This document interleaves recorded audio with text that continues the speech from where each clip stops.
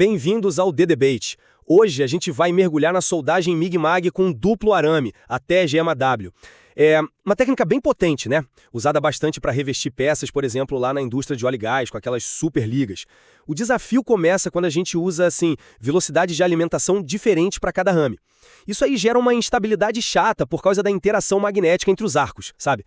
Então, a questão que o material levanta pra gente é: o que é mais crucial para estabilizar esse processo quando ele está assimétrico?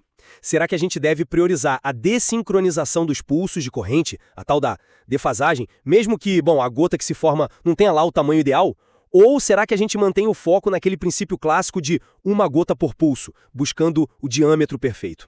Olha, eu vou defender aqui que neste cenário específico, a defasagem é o ponto-chave. E por outro lado, vou argumentar que otimizar o tamanho da gota é um fundamento importante da soldagem pulsada. Não dá pra gente simplesmente descartar isso, sabe? É essencial para a regularidade do processo todo. Olha, a minha visão, ela parte de um princípio que já está bem estabelecido na soldagem MIG-MAG pulsada, que é essa condição de uma gota por pulso. A ideia básica é que o diâmetro da gota, que a gente está chamando de DG, ele tem que ser muito próximo do diâmetro do arame, o teta-eletrodo. Isso é para buscar garantir que a transferência do metal seja a mais regular e estável possível. Aliás, os experimentos que a gente está discutindo aqui, aqueles feitos sem defasagem, os SD, eles tentaram justamente seguir essa lógica. O pessoal ajustou os parâmetros para fazer o DG chegar perto do diâmetro do arame. Por exemplo, num dos testes, eles buscavam tipo 1,2 ou 1,3 milímetros de gota para um arame de 1,2 milímetros. Então, em teoria, a estabilidade máxima deveria vir daí, sabe? De otimizar essa condição que é fundamental. Sim, eu entendo perfeitamente a importância desse princípio clássico, claro. No entanto, nesse cenário específico do TG mal com os arames sendo alimentados em velocidades diferentes, parece que o grande vilão da estabilidade é outro. É a forte interferência eletromagnética entre os arcos, aquele famoso sopro magnético, né? Isso acontece porque os pulsos de alta corrente acabam ocorrendo ao mesmo tempo nos dois arames. E a defasagem de corrente é, a tecnologia pensada exatamente para resolver isso. Ela dessincroniza os pulsos. Quando um arame está lá no pico de corrente, o outro está na corrente de base, entende? Para mim, controlar essa força magnética é mais crítico do que ficar perseguindo a gota ideal isoladamente. E os testes com defasagem, o CD, mostraram isso, mesmo que neles a gota não tenha ficado, perfeita. Ok, a interferência magnética é um fator no TG-mal, não há dúvida disso. Mas veja bem, a teoria da gota ideal, ela não existe à toa, né? Ela busca a estabilidade na própria física do destacamento da gota. Aí eu pergunto, será que a instabilidade que a gente viu nos testes sem defasagem foi só por causa da interferência magnética? Ou será que, na prática, a otimização da gota nesses testes talvez não tenha sido tão bem sucedida assim? Me parece um pouco arriscado abandonar um pilar como uma gota por pulso, sabe? É uma pergunta válida, com certeza, mas os resultados experimentais que foram apresentados, eles são bastante diretos, né? As soldas feitas sem a defasagem, mesmo aquelas onde se calculou um diâmetro de gota quase ideal, elas tiveram uma estabilidade muito alta, geraram muitos respingos às imagens e as análises de vídeo deixam isso bem claro. E por quê?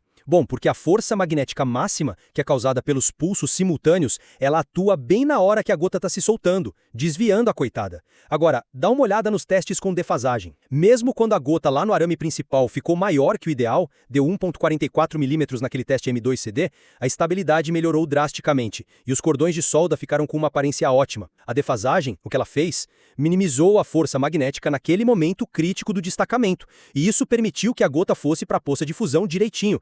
Então, na prática, o que funcionou melhor, né? Admito que a melhoria com a defasagem nos testes é, impressionante. Os resultados realmente falam por si. Mas eu ainda fico me perguntando se essa solução é universal, quer dizer, ao operar com gotas maiores que o ideal em um dos arames, mesmo que funcione agora para estabilidade, será que a gente não estaria trocando um problema imediato, que é a instabilidade, por outros problemas potenciais lá na frente? Talvez na qualidade metalúrgica da solda?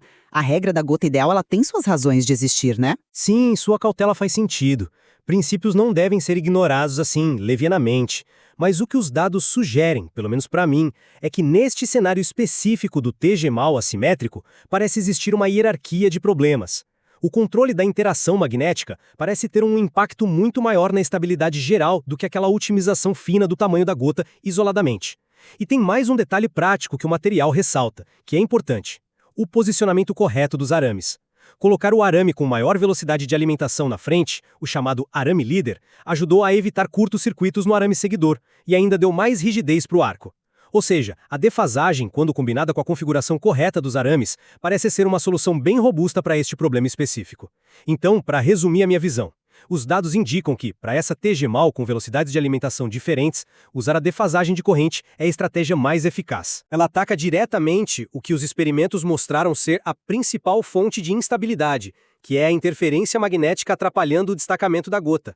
A estabilidade do sistema todo se mostrou mais sensível a isso do que a busca pela gota teoricamente perfeita. Aham, sim.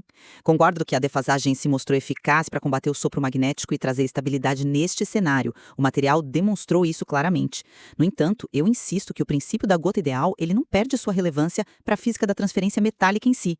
O fato de a gente não conseguir otimizar os dois ao mesmo tempo, ter a gota ideal e usar a defasagem nessas configurações assimétricas, só mostra o quão complexo esse processo TG-MEIW realmente é, né? Exatamente. No fim das contas, a estabilidade final é um equilíbrio bem delicado entre vários fatores. Entender essas interações todas é crucial para quem trabalha com engenharia de soldagem. Pois é. E isso nos lembra que a gente precisa sempre analisar criticamente as tais regras de ouro, né? Especialmente nesses cenários mais complexos. Avaliar o que priorizar com base nas evidências concretas de cada situação é fundamental.